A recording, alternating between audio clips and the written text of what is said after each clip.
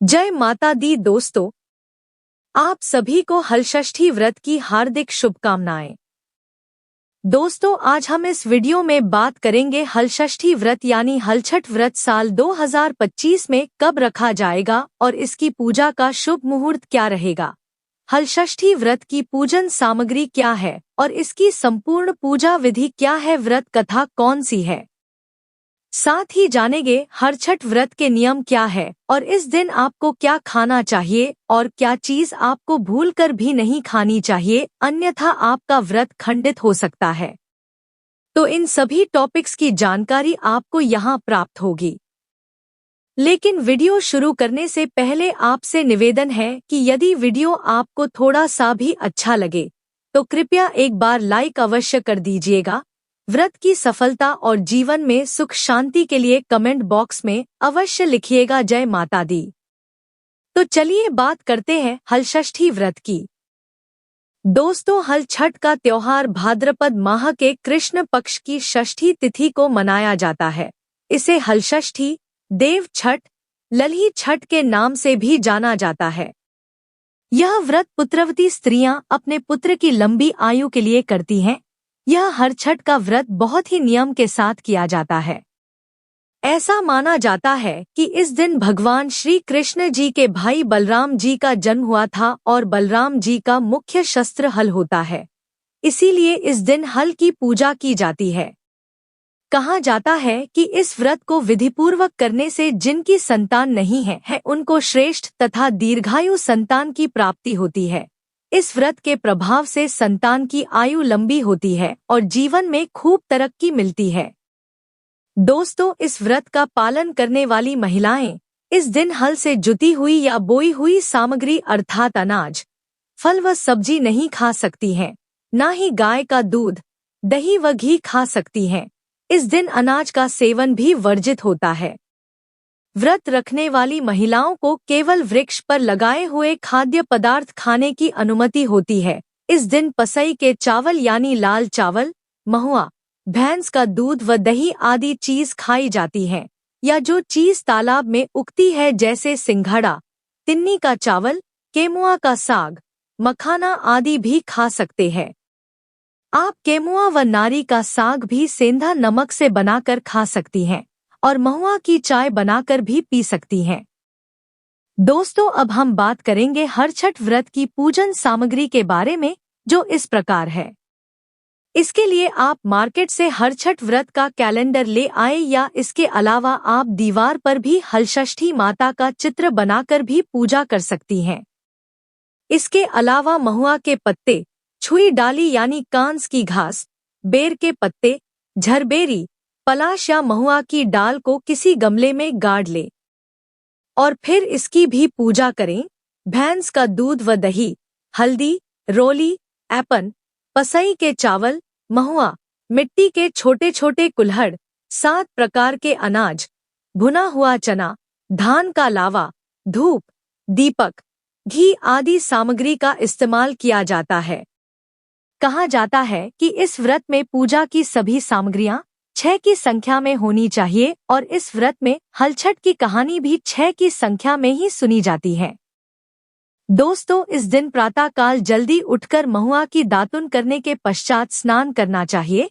तत्पश्चात पूजा में लगने वाली सारी सामग्री एक जगह एकत्रित कर लें और पूजा स्थल को गंगाजल छिड़क कर शुद्ध कर लें। ध्यान रखें, पूजा होने तक स्त्रियों को निर्जला व्रत रखना चाहिए और पूजा करने वाले स्थान को गोबर या मिट्टी से लीप लें या ऐपन से चौक पूर ले और इसी पर छुई डाली, झरबेरी, पलाश या महुआ की डाल वाला गमला स्थापित कर दें और गोबर से दीवार पर छठ माता का चित्र बना लें या बाजार से हलछठ माता का कैलेंडर लाकर दीवार पर चिपका दें। तत्पश्चात कलश की स्थापना करें। कलश में स्वास्तिक बना लें और उसके मुख में मौली बांध लें।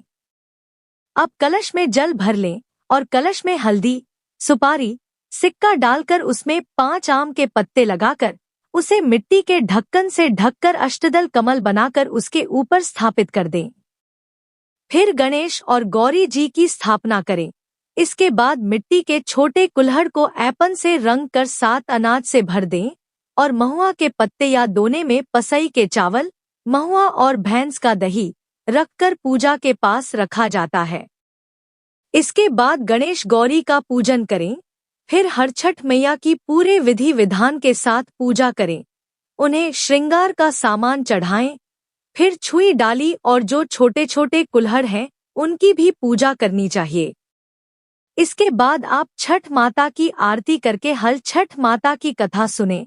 फिर आरती करने के बाद वहीं बैठकर महुआ के पत्ते पर महुआ का फल, पसई के चावल व भैंस का दही रखकर खाया जाता है। चलिए अब जानते हैं कि साल 2025 में हलषष्ठी व्रत यानी हर छठ व्रत कब मनाया जाएगा और इस दिन भद्रा व राहु काल का समय क्या रहने वाला है, यह भी जान ले। तो आपको बता दें कि भाद्रपद माह के कृष्ण पक्ष की षष्ठी तिथि की शुरुआत 14 अगस्त 2025 की सुबह 4:23 पर हो जाएगी और भाद्रपद माह के कृष्ण पक्ष की षष्ठी तिथि की समाप्ति 15 अगस्त 2025 की दोपहर 2:07 पर होगी। ऐसे में हलषष्ठी व्रत यानी हर छठ व्रत 14 अगस्त 2025 दिन गुरुवार को ही मनाया जाएगा और इस दिन सूर्योदय का समय सुबह 5:50 पर रहेगा और सूर्यास्त का समय शाम 7:01 पर रहेगा और इस दिन राहु काल का समय दोपहर 2:02 से लेकर दोपहर 3:43 तक रहेगा। दोस्तों, राहु काल अशुभ समय होता है, इस दौरान कोई भी शुभ कार्य ना करें। चलिए सुनते हैं हलषष्ठी व्रत की कथा, जो इस प्रकार है। प्राचीन काल में एक ग्वालिन थी जो गर्भवती थी और जिसका प्रसव काल बहुत निकट था।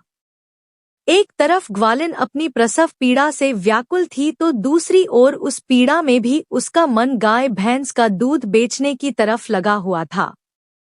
ग्वालिन सोचने लगी कि अगर मेरा प्रसव हो गया तो फिर ये गौरस बेकार हो जाएगा। इसलिए ग्वालिन फटाफट उठी और सिर पर दूध दही की मटकी रखकर बेचने के लिए निकल गई। रास्ते में वह किसी झरबेरी की ओट में चली गई और वहां जहां उसने एक पुत्र को जन्म दिया। बच्चे का जन्म देने के बाद भी उसका मन दूध, दही आदि चीजों के बेचने में लगा हुआ था। तो वह बच्चे को वहीं कपड़े में लपेटकर छोड़कर चली गई और गांवों की ओर दूध दही बेचने चल दी। संयोग से उस दिन भाद्रपद मास के कृष्ण पक्ष की षष्ठी तिथि थी, यानी हल षष्ठी तिथि थी। गाय भैंस के मिश्रित दूध को उसने भैंस का दूध बताकर पूरे गांव में बेच दिया। उधर जिस झरबेरी के नीचे उस बच्चे को छोड़ा था, उसके पास ही एक किसान खेत में हल चला रहा था। अचानक से किसान के बैल भड़क गए और हल का फल बच्चे के शरीर में घुस गया, जिससे बच्चा मर गया। मरे हुए बच्चे को देखकर किसान बहुत दुखी हुआ और उसने हिम्मत से काम लेकर उसी झरबेरी के कांटों से ही बच्चे को टांके लगा दिए और वहीं छोड़कर चला गया। जब ग्वालिन सारा दूध दही बेचकर अपने बच्चे पास आई तो बच्चे को मरा हुआ देखा। बच्चे को इस अवस्था में देखकर वह समझ गई कि यह सब उसके ही पाप की सजा है। मन ही मन अपने आप को कोसने लगी कि अगर असत्य बोलकर दूध ना बेचा होता है और गांव की महिलाओं का धर्म भ्रष्ट ना किया होता है तो मेरे बच्चे की यह दशा ना होती। उसने गांव वालों को सारी सच्चाई बताकर प्रायश्चित करने के बारे में विचार किया। ग्वालिन तुरंत उठी और गांव की महिलाओं को सारी बात बताकर माफी मांगने लगी और इस करतूत के बाद मिले दंड के बारे में बताने लगी। गांव की महिलाओं को ग्वालिन पर रहम आ गया और उस पर रहम खाकर क्षमा कर दिया और आशीर्वाद दिया। जब ग्वालिन गांव से निकलकर वापस अपने बच्चे के पास पहुंची तो उसका बच्चा जीवित हो गया था। उसने ईश्वर का बहुत धन्यवाद कहा और आगे से फिर झूठ ना बोलने का प्रण लिया। तो दोस्तों, यह जानकारी आपको अच्छी लगी तो कमेंट में जय माता दी जरूर लिखें। वीडियो थोड़ा भी अच्छा लगा हो तो कृपया वीडियो को लाइक अवश्य करें, शेयर करें और साथ ही साथ हमारे चैनल को सब्सक्राइब करें। धन्यवाद।